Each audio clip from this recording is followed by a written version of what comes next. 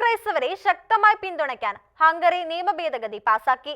ലോകമെമ്പാടും പീഡിപ്പിക്കപ്പെടുന്ന ക്രൈസ്തവരെ സർക്കാർ തലത്തിൽ സഹായിക്കാനാണ് ഹംഗറി നിയമ ഭേദഗതി പാസാക്കിയത്. ജനുവരി 1 മുതൽ ഭേദഗതി വരുത്തിയ ഹംഗറി ഹെൽപ്ലെസ് പ്രോഗ്രാമിനെ പറ്റി പീഡിത ക്രൈസ്തവരുടെ ചുമതലയുള്ള ഹംഗറി സ്റ്റേറ്റ് സെക്രട്ടറി ട്രിസ്റ്റൻ അസ്ബീച്ച് ബുധനാഴ്ചയാണ് പ്രഖ്യാപിച്ചത്. പീഡിപ്പിക്കപ്പെടുന്ന ക്രൈസ്തവരെ സർക്കാർ തലത്തിൽ കൂടുതലായി സഹായിക്കുക എന്ന ലക്ഷ്യത്തോടെയാണ് ഹംഗറി നിയമ ഭേദഗതി പാസാക്കിയത്. മാനുഷിക സഹായം നൽകുന്നതിന് മാത്രമല്ല, ഭാവിയിൽ സാമ്പത്തിക വികസനത്തിനും സമാധാനം കെട്ടിപ്പടുക്കുന്നതിനും ഹംഗറി ഹെൽപ്സ് പ്രോഗ്രാമിന്റെ നിയമം സഹായിക്കുമെന്നാണ് നിരീക്ഷിക്കപ്പെടുന്നത്. ഹംഗറി ഹെൽപ്സ് പ്രോഗ്രാമിന്റെ നിയമം കൂടുതൽ ശക്തമാകും വിധത്തിൽ രാജ്യത്തിന് ക്രിസ്തീയ ഐക്യദാർഢ്യം ഉറപ്പിക്കാൻ കഴിയുക മാത്രമല്ല തങ്ങളുടെ ലക്ഷ്യമെന്ന് പറഞ്ഞ ട്രിസ്റ്റൻ അസ്ബേച്ച്, ജീവനെ രക്ഷിക്കേണ്ടത് മനുഷ്യന്റെ കടമയാണെന്നും ചൂണ്ടിക്കാട്ടി. ഇപ്പോൾ ലോകത്ത് ഏറ്റവുമധികം പീഡിപ്പിക്കപ്പെടുന്നത് ക്രൈസ്തവരാണ്.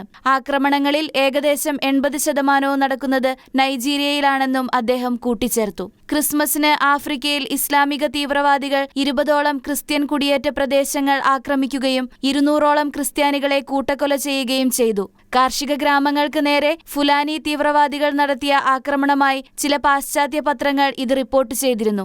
എന്നാൽ ആക്രമണത്തിന് പിന്നിൽ ഇസ്ലാമിക് ഭീകര സംഘടനയായ അൽ-ഖ്വയ്ദയുടെ പരിശീലനം ലഭിച്ച ജിഹാദി ഗോത്രങ്ങളാകാമെന്നും അദ്ദേഹം ചൂണ്ടിക്കാട്ടി. നിശബ്ദരായിരിക്കാതെ ഇത് ക്രൈസ്തവർ നേരിടുന്ന പീഡനമാണെന്ന് പറയേണ്ടത് സുപ്രധാന കാര്യമാണ്. ഇസ്ലാമിക തീവ്രവാദം ഇതിനകം യൂറോപ്പിൽ ആരംഭിച്ചിട്ടുണ്ടെന്ന് പറഞ്ഞ സംസ്ഥാന സെക്രട്ടറി ഇതിനുള്ള കാരണം തീവ്ര ഇസ്ലാമികവാദികളുടെ ക്രൈസ്തവ വിരുദ്ധതയും പടിഞ്ഞാറൻ യൂറോപ്പിൽ വ്യാപിക്കുന്ന പുരോഗമനവാദങ്ങളുമാണെന്ന് അഭിപ്രായപ്പെട്ടു.